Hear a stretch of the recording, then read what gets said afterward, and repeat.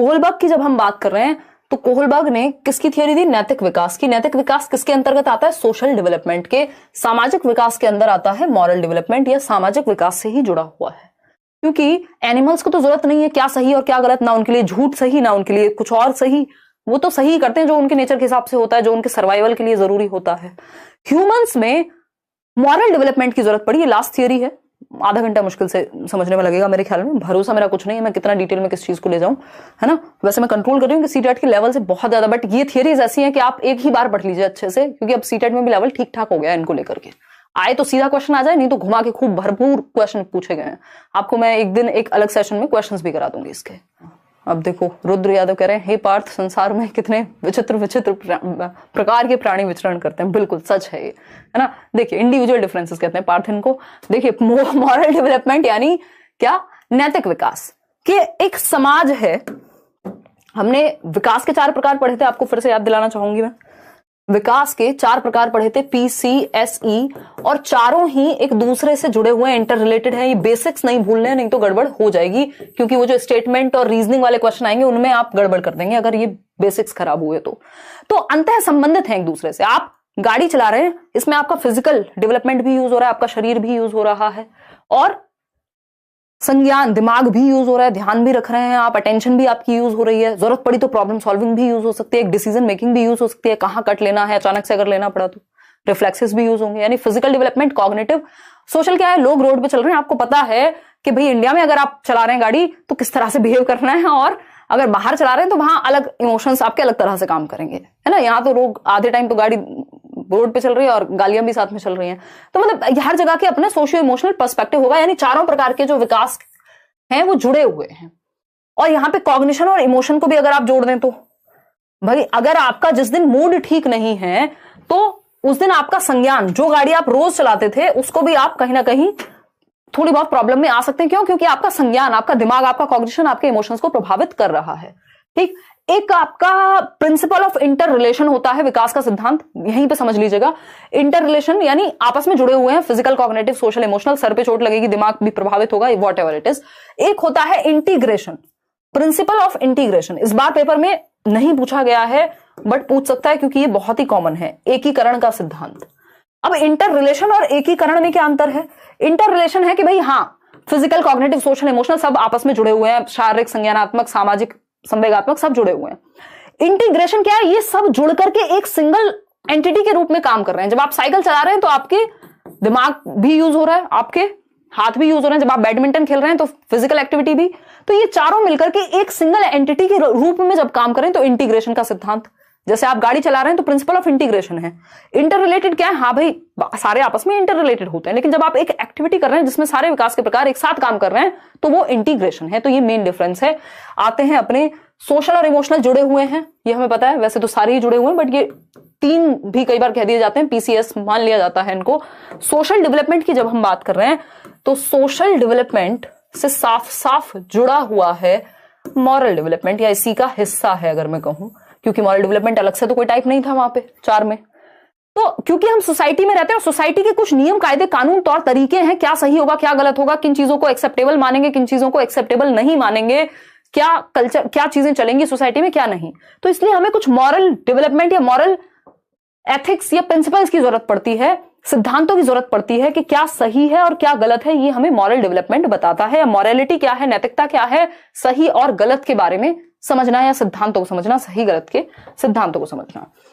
तो moral development की एक बहुत ही फेमस थियरी है कोहलबर्ग की। ये प्याजे से हल्के से इंस्पायर्ड थे, पहले प्याजे ने थियरी दी थी, फिर बाद में इन्होंने थियरी दी।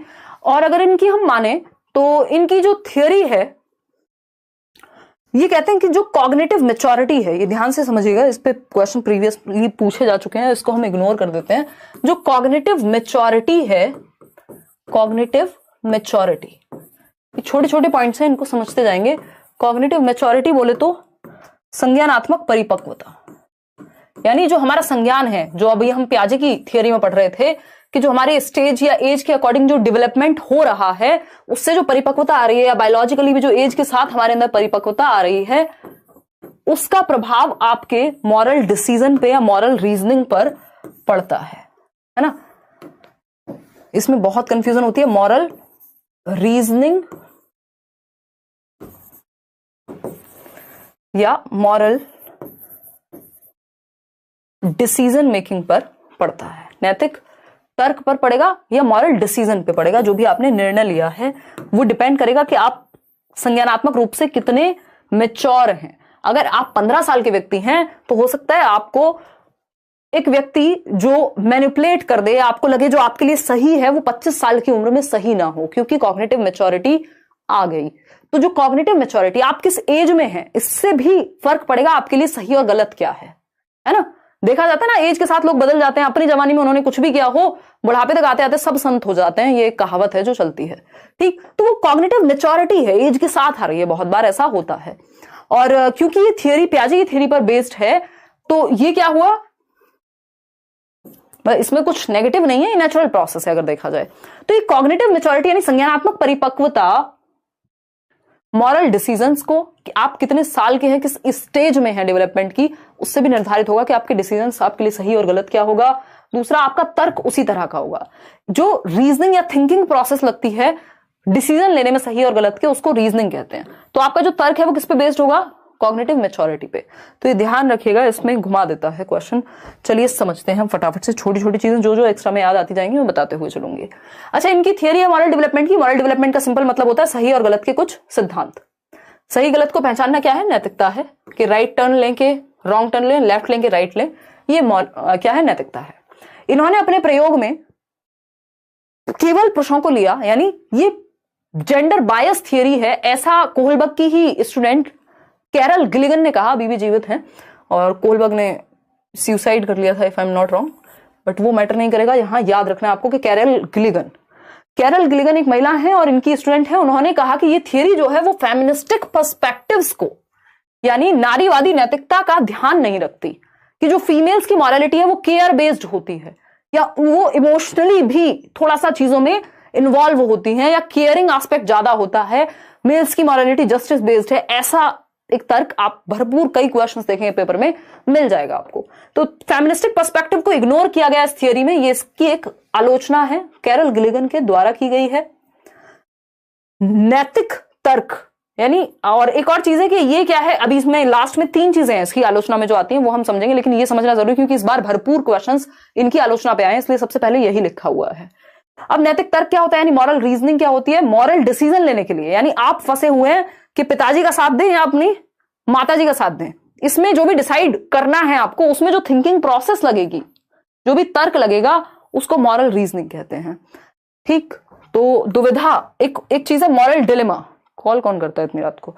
मॉरल डिलेमा यानी आप दुविधा में हैं कि आप ये वाली स्ट्रीम चूज करें, ये वाला करियर चूज करें, लेकिन आपका दोस्त इसमें जा रहा है और आपको ये करना था और उसके साथ भी रहना है, वॉटेवर। इस तरह की बहुत सारी सिचुएशन हो सकती है। आप एक बोट में बैठे हुए हैं, ऐसी सिचुएशंस, ऐसी दुविधाएं, ऐसी कहानियां कोहलबर्ग ने अपने स्टूडेंट्स को सुनाई, और एक तरफ आपके पिताजी हैं, एक तरफ आपके पति है, या एक तरफ आपकी माताजी हैं और एक तरफ आपकी पत्नी है, तो आप किसको बचाएंगे? ये है दुविधा, कि अब आप धर्म संकट में हैं या फिर क्या है, नैतिक दुविधा में है, डिलेमा में है कि आप क्या चूज करेंगे। उस डिलेमा में जो आप चूज करेंगे, उस थिंकिंग प्रोसेस को मॉरल रीजनिंग कहा जाता है।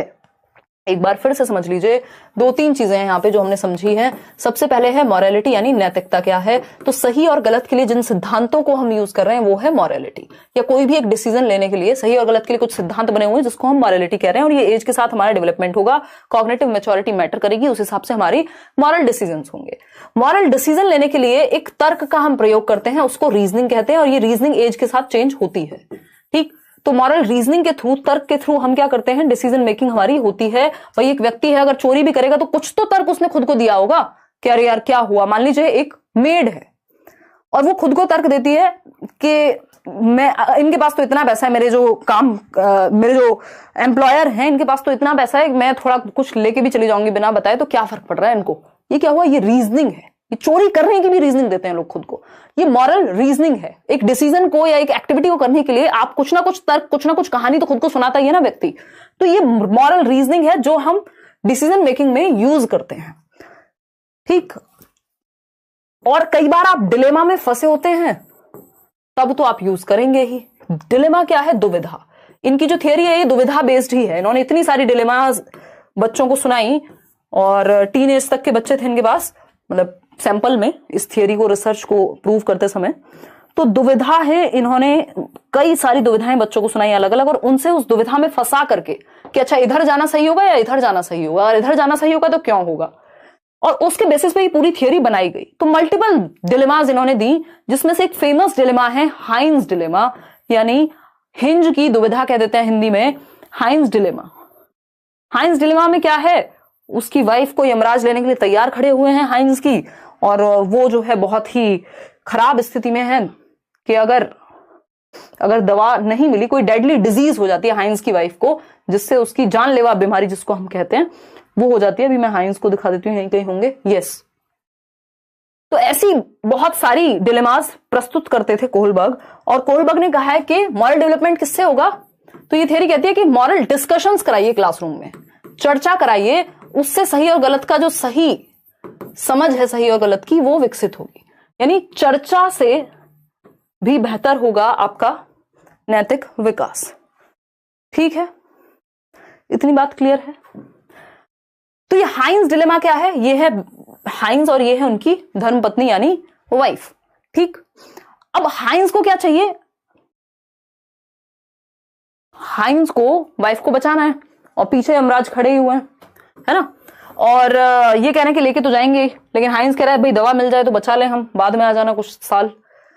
अब डेडली डिजीज है, पूरे शहर में एक ही व्यक्ति है जिसके पास वो मेडिसिन है या वो केमिस्ट है जिसके पास वो ड्रग है, दवाई है जिससे उसकी जान बच सकती है, उसकी वाइफ की, हाइंस की। हाइंस जाता है उसके पास और वो कह रहा है 10 रुपए में दवाई बनाइए, मैं बेचूंगा 1000 में, 100 गुना ज्यादा प्राइस लूंगा, कर लो क्या कर लोगे, है ना। तो ये 10 रुपए की दवाई को वो 100 रुपए में देने को तैयार है। भाई एटलीस्ट 10 टाइम्स तो दो मुझे, तब तो फायदा है, या 1000 रुपए दो 10 रुपए की दवाई के। तो ये कहता है यार वाइफ की जान चली जाएगी, उधार कर लो, या फिर कुछ अपने साथी संगियों से मांग करके ले आता है, और जितना उसको 50% का ऑफर देता है, दुनिया भर के ऑफर उसको देता है कि भाई इतने में काम चला लो, बाद में दे देना, ये कर लेना, है ना, पहले जान बचा लेता हूं, ये कर लेता हूं। वो कहता है नहीं नहीं, मैंने तो इन्वेंट किया दवाई, ऐसे कैसे हल्के में ले लेंगे, दिस इज बिजनेस, ऐसा कह रहा है वो मीम है ना आजकल जो चलता है। फाइनली हुआ क्या कि वो मानता नहीं है, वो व्यक्ति मानता नहीं है, जो केमिस्ट वाला है, जो दवा देने वाला व्यक्ति है, वो कहता है मैं तो दूंगा नहीं, मुझे तो इससे पैसे बनाने हैं, कुछ भी करो पैसा पूरा दो, नहीं तो जाओ मजे करो, है ना। अब हाइंस है दुविधा में कि एक है राइट और एक है लेफ्ट, एक तरफ है राइट एक तरफ है लेफ्ट, रास्ते की बात हो रही, राइट सही और गलत वाला राइट नहीं, कि या तो मैं वाइफ को बचा लूं, चोरी कर लूं रात को आकर के, इसको दुकान तोड़ करके ब्रेक इन करूं और ले जाऊं, या फिर चोरी ना करूं और मरने दूं वाइफ को। अब नेचुरली ये बहुत ही मुश्किल होता है कि आप मरने दें, तो हाइंस ने चोरी कर ली, और फिर बच्चों से पूछा गया क्या बच्चों हाइंस की चोरी करना सही बात थी या नहीं थी, अपनी पत्नी की जान बचाने के लिए हाइंस ने जो चोरी की क्या वो सही था। अब कुछ बच्चे कहेंगे हाँ जी सही था, क्योंकि वो केमिस्ट की गलती थी। कुछ बच्चे कहेंगे कि नहीं, उसको तो सरेंडर कर देना चाहिए था अपने आप को चोरी करने के बाद, तो गलत किया। अलग अलग तरह के लोग, कुछ बच्चे कहेंगे कि पनिशमेंट मिलेगी हाइंस को, इसलिए उसको चोरी नहीं करनी चाहिए। बच्चों को फर्क नहीं पड़ रहा हाइंस गलत कर रहा है सही कर रहा है, उसको पनिशमेंट से मतलब है बच्चे को, तो वो पहली स्टेज में है। कुछ लोग कह रहे हैं कि नहीं सरेंडर कर देना चाहिए, तो वो 4th स्टेज में हो सकते हैं। तो इस तरह से इन्होंने अलग अलग स्टेजेस दी इस डिलेमा के आधार पे, ऐसी बहुत सारी डिलेमास दी गई। अब आते हैं, इन्होंने ये सारे डिलेमा का निचोड़ निकाल करके 3 स्तर हैं या 3 लेवल हैं, जिसमें 6 स्टेजेस हैं, यानी हर एक लेवल पे 2-2 स्टेजेस दी गई। सबसे पहला लेवल है प्री ऑपरेशनल, यानी पूर्व परंपरागत। पूर्व परंपरागत क्या कहानी है देखते हैं। प्री ऑपरेशनल, ऑपरेशनल की आदत हो रही है, प्री कन्वेंशनल, इसमें कन्वेंशन वर्ड बहुत महत्वपूर्ण है, क्योंकि कन्वेंशन का मतलब है सोसाइटी या ट्रेडिशंस। प्री कन्वेंशनल या परंपराएं। एक लेवल है आपका सिर्फ कन्वेंशनल, क्योंकि प्री हट गया, अभी कन्वेंशनल है, यानी परंपरागत अवस्था हो गई। लेवल की बात हो रही है, हर एक लेवल पे 2-2 स्टेजेस हैं, यहां पे भी 2 स्टेजेस होंगी, फर्स्ट स्टेज सेकंड स्टेज। यहां पे इस लेवल की पहली स्टेज, लेकिन वैसे 3rd और 4th स्टेज हो जाएंगी। और तीसरा लेवल है पोस्ट कन्वेंशनल, यानी कन्वेंशंस के परे, ट्रेडिशंस के परे, परंपराओं के परे। ठीक, पोस्ट कन्वेंशनल लेवल। ठीक है जी। अब इसमें 5th और 6th स्टेज होंगी, क्योंकि हर एक लेवल पे 2-2 स्टेजेस हैं। तो टोटल स्टेजेस अगर पेपर में पूछी जाए, आप कहेंगे 5 और 1 6 स्टेजेस हैं। अगर लेवल यानी चरण पूछे जाए तो 3 हैं। ठीक, अब मुख्य जो अंतर है ये जनरली, वैसे इसमें एज वेरिएशन मिलता है, अलग अलग बुक्स में अलग अलग रिसोर्सेज में आपको मिल जाएगा, लेकिन ये सबसे ज्यादा ऑथेंटिक है जो चलता है 4 से 10 ये प्राइमरी वाले जो बच्चे होते हैं। फिर अगर हम बात करें, ये है आपका पहला प्री कन्वेंशनल लेवल, 10 से 13 और 13 एंड अबव जो है आपके वो पोस्ट कन्वेंशनल उत्तर पारंपरिक में आएंगे। प्री कन्वेंशनल में एक सिंपल बात है कि बच्चे की मॉरलिटी लगभग 0 है, वो कन्वेंशन से पहले ही है, अभी उसको बस डांट फटकार का फर्क पड़ रहा है, बाकी किसी चीज का नहीं। तो उसकी खुद की मॉरलिटी 0 होती है, बाहर से एक्सटर्नली मॉरलिटी इंपोज्ड होती है बच्चे पे, बाहर से थोपी गई मॉरलिटी है। अगर हम बात करें इस चीज पे, खुद की कोई मॉरलिटी नहीं है, डर में या फिर पनिशमेंट में वो करेगा। कन्वेंशनल लेवल है वो ट्रेडिशनल सोसाइटी के अकॉर्डिंग चलेगा पूरी तरह से, क्योंकि सोसाइटी जरूरी है, इसलिए नहीं कि पनिशमेंट मिलेगी ही मिलेगी, क्या है सोसाइटी के अकॉर्डिंग, कन्वेंशंस के अकॉर्डिंग, ट्रेडिशंस के अकॉर्डिंग चलेगा। कन्वेंशनल लेवल का मतलब यह है कि ट्रेडिशंस के अकॉर्डिंग चलेगा, परंपराओं के अनुसार चलेगा जो समाज में चल रहा होगा। पोस्ट है उसके सेल्फ चोजन प्रिंसिपल्स होंगे, खुद के द्वारा बनाए गए सिद्धांत होंगे जिनको वो फॉलो करेगा। तो ये अंतर है, यहाँ पे टोटली एक्सटर्नल है, अब वो पनिशमेंट ड्रिवन हो सकती है, रिवॉर्ड ड्रिवन हो सकती है। कन्वेंशनल में सोसाइटी ड्रिवन है और ये अथॉरिटी ड्रिवन माना जाता है इसको, या जीरो मॉरलिटी भी कई बार कह देते हैं कि भाई पहले स्तर में खुद की मॉरलिटी उसकी 0 है, बाहर से इंपोज्ड है, यहां ट्रेडिशन या सोसाइटी, और फिर यहां सेल्फ। फटाफट से समझेंगे। पहले ही स्तर पे जब हम देखते हैं पूर्व परंपरागत यानी प्री कन्वेंशनल लेवल 4 से 10 साल, 2 चरण हैं। 2 चरण कौन से हैं फटाफट से समझेंगे। एक है पनिशमेंट एंड ओबीडियंस, जिसको आज्ञाकारिता और दंड अभिविन्यास कहते हैं। इनके कई नाम हैं बट इंग्लिश में याद रखेंगे, इंग्लिश में भी इवन इनके कई नाम हैं बट इंग्लिश में फिर भी हम याद रखेंगे। ओबीडियंस एंड पनिशमेंट ओरिएंटेशन, यानी बच्चे को कहा मानना है मां बाप का, क्यों? क्योंकि पनिशमेंट मिलेगी इसलिए आज्ञा का पालन करना है। तो यानी इस थप्पड़ से बचने के लिए, थप्पड़ से ही डर लगता है, यहां प्यार व्यार की कोई बात नहीं है, ठीक। तो अगर हम बात करें तो ये थप्पड़ से बचने के लिए क्या है, बात मानेगा मम्मी की। क्यों? क्योंकि दंड ना मिल जाए। हाइंस अगर चोरी कर लेता तो उसको जेल जाना पड़ता। इस बात का जिसको दुख है, इसका मतलब वो स्टेज 1 पे है। इसको इस बात का दुख नहीं है कि चोरी करना बुरी बात है, समाज में नहीं होनी चाहिए, किसी का हक मारा जाएगा, वॉटेवर, ऐसा कुछ नहीं है। बच्चे का एक तर्क है, आपको सिर्फ तर्क देखना है पेपर में कि कहा क्या गया है। कि अगर हम बात करें तो ये जो तर्क है वो क्या है कि पनिशमेंट से बचना है, पनिशमेंट से बचना है। मैं पेडागोजी 4 की क्लास ली हूं, हाँ इनफ हो जाएगा केसीपी। देखिएगा, अगर हम बात करते हैं किसकी, पनिशमेंट से बचने के लिए आज्ञा का पालन करना।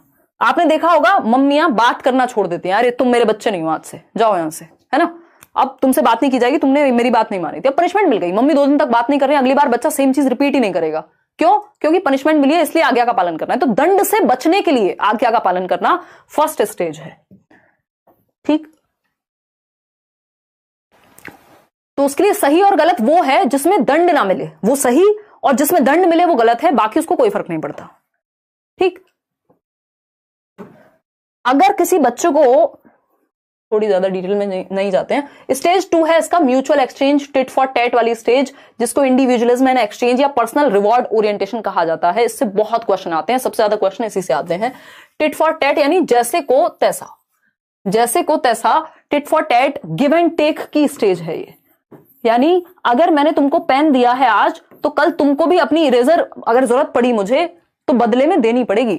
अगर मम्मी दुकान से 2 रुपए का सामान मंगाए तो 2 रुपए खुद की पॉकेट उसके लिए भी चाहिए, रिश्वत के रूप में जाने के लिए, कि मुझे क्या मिलेगा। तो वो सेल्फ इंटरेस्ट देखता है। यहां पे आप ये भी लिख सकते हैं कि बच्चा अपना इंटरेस्ट देखेगा, सेल्फ इंटरेस्ट, कि स्वयं लाभ की अवस्था है ये, कि मुझे क्या मिलेगा बदले में, ठीक।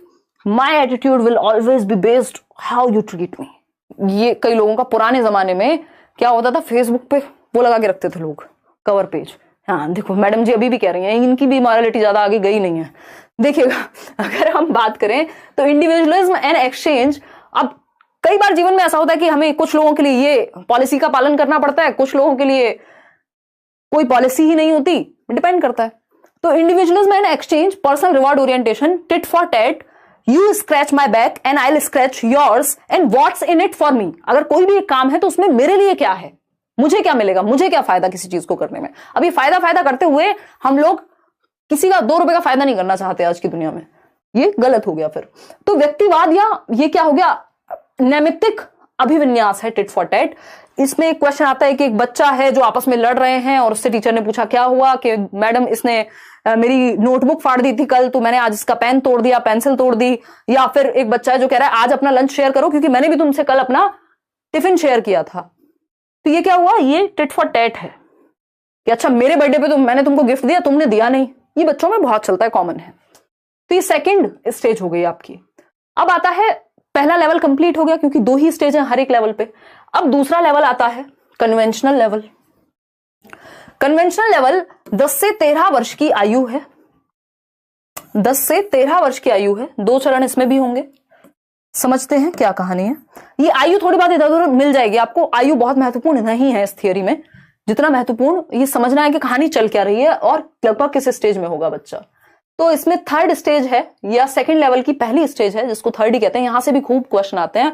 Good boy nice girl orientation, अच्छा लड़का अच्छी लड़की अभिविन्यास। इसमें बच्चा अप्रूवल के लिए काम करेगा, ऑनेस्ट भी है तो अप्रूवल के लिए है, प्रेज के लिए है, प्रशंसा के लिए है कि उसकी तारीफ की जाएगी। तो उससे कुछ भी करा लो, दिन भर धूप में भी खड़ा रहेगा यदि तारीफ मिले तो। ठीक, तो ये इंटरपर्सनल रिलेशनशिप्स या good boy nice girl orientation इसका नाम है कि वो ग्रेड ए लेकर के आया है बच्चा रिपोर्ट कार्ड में, क्योंकि मम्मी कहेंगी शाबाश मेरी बच्ची, तुम तो मेरी सबसे अच्छी बच्ची हो। ये क्या हुआ, ये आपके पेरेंट्स आप पे गौरवान्वित महसूस करेंगे, प्राउड फील करेंगे यदि आप सच बोलते हैं। तो ये सारी चीजें जो भी अप्रूवल के लिए हैं, जो भी तारीफ के लिए हैं, जो भी प्रशंसा के लिए हैं, वो क्या है, इसी लेवल पे आएंगी।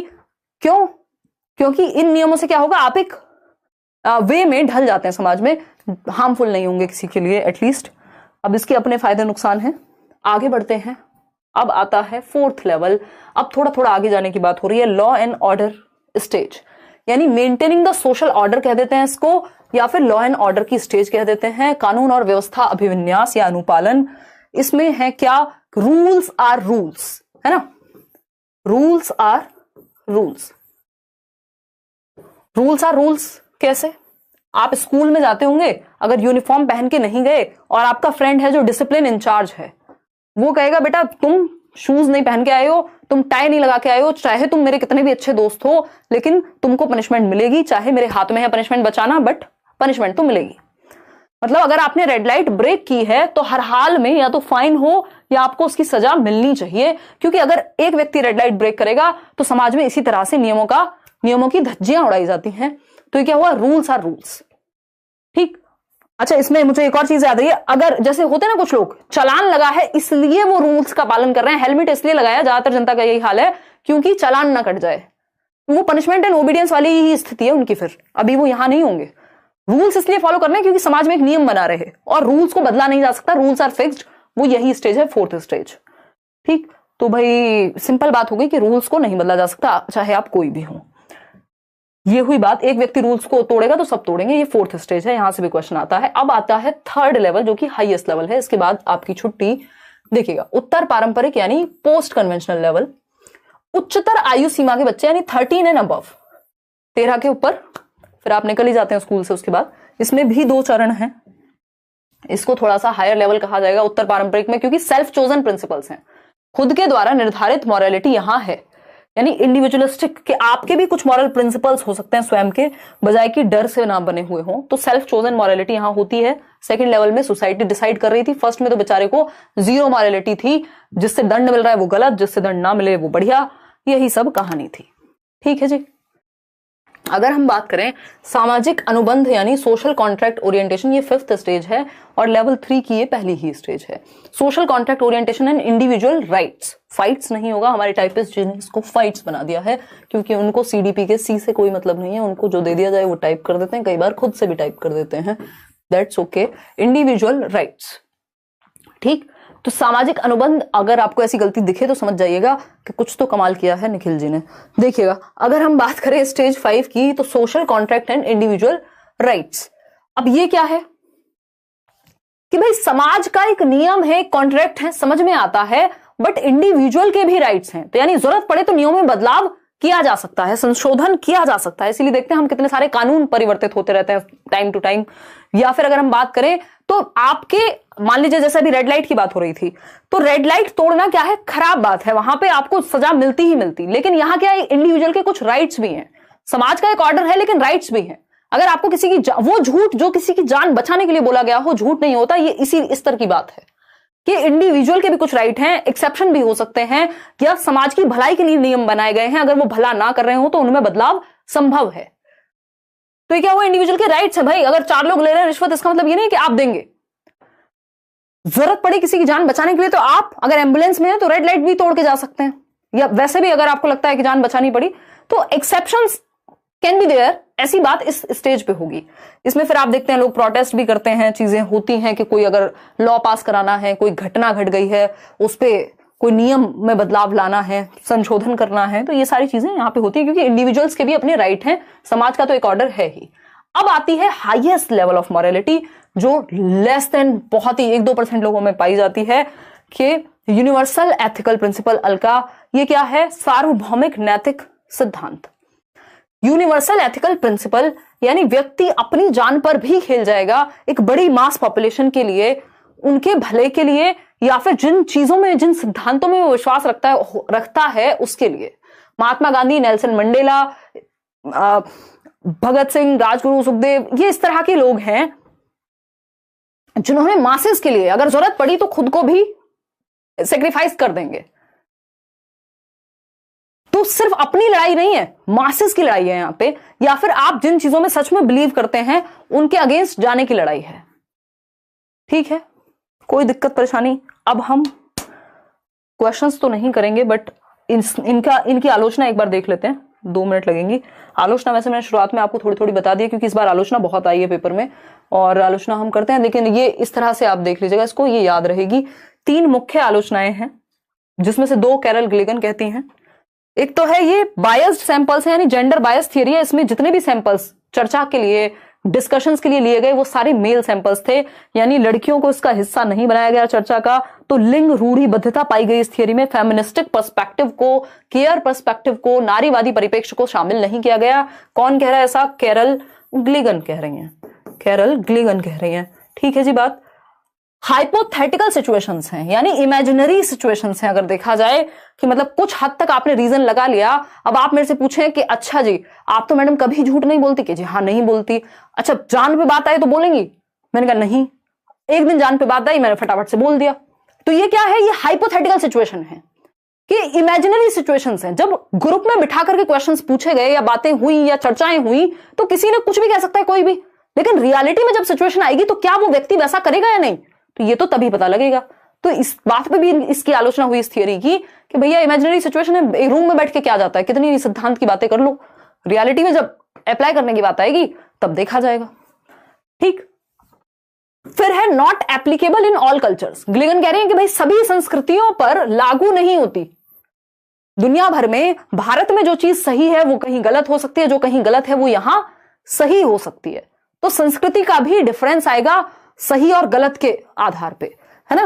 कहीं पर शॉर्ट्स पहन के घूमना एकदम नॉर्मल बात है, कहीं इस बात पे भी दंगे हो सकते हैं। तो सबकी नैतिकता का भी अलग अलग पैमाना है या संस्कृतियों का प्रभाव पड़ता है सही और गलत के चुनाव पर। इतनी बात क्लियर है या कुछ और पूछना है तो बता दीजिए, है ना। कोई कह रहा आप तो हमेशा गुड गर्ल ही रहे होंगे, लगता है आपको उदिता, है ना। अभी एक कोट है जो चलता है कि good girls don't make history, bold ones do. या फिर खैर देखिएगा, हाँ इतने तो तूफान नहीं। ठीक है छोड़ो यार, मेरी मॉरलिटी छोड़ दो, बट हाँ ठीक ठाक ही चीजें हैं, है ना। तो गुड और बैड में अगर हम फंस के रह जाएंगे फिर तो कोई भी जीवन में या दुनिया में परिवर्तन नहीं आएगा। अगर आप सिर्फ good boy good girl orientation में रहेंगे तो, है ना। 3 दिनों से इतना इंपॉर्टेंट डिस्कशन कर रहे हैं, कुछ लोग फालतू कमेंट कर रहे हैं। प्रभा देखो कुछ लोग हमेशा रहेंगे। अब ये इतना इंपॉर्टेंट फ्री डिस्कशन हो रहा है, बैचेस में आइए, आप कोई फालतू बकवास नहीं करता, सब तमीज से पढ़ते हैं। यहाँ पे भी मेजॉरिटी लोग बहुत अच्छे से पढ़ते हैं, लेकिन कुछ लोगों का दिमाग में दर्द हो जाता है, जैसे इतनी भारी भारी होती है बातें, उनको लगता है कमेंट में कुछ भी कहानी लिखना शुरू कर दो। ठीक है ना। मिनी रावत करें, मुझे तो बिल्कुल नहीं लगता। चलिए खैर, अच्छा इस पे क्वेश्चन आता है एक 5th लेवल को लेकर के कि एक व्यक्ति है जो ये कहते हैं कि मैं ऐसी गवर्नमेंट को इनकम टैक्स पे नहीं करूंगा जो चोरी करती है टैक्स की, या फिर मतलब जिसका सही उपयोग नहीं हो पाता, वो डैम्स बनाने में बेफिजूल में पैसे उड़ा देती है, तो वो 5th लेवल है। उसमें स्टेज नहीं पूछेगा, लेकिन 5th लेवल है। ठीक, और ये बेसिक बात हुई आपकी। वो इंडिविजुअल राइट्स को परफॉर्म कर रहे हैं, अगर देखा जाए तो वो 5th लेवल होगा, और 3rd लेवल है आपका, और 5th स्टेज है। ठीक है, 5th स्टेज होगी, बट वो लेवल के हिसाब से पूछता है। तो आपको लगे जैसे कुछ बदलाव की बात हो रही है, कोई व्यक्ति अड़ा हुआ है, तो 3rd लेवल।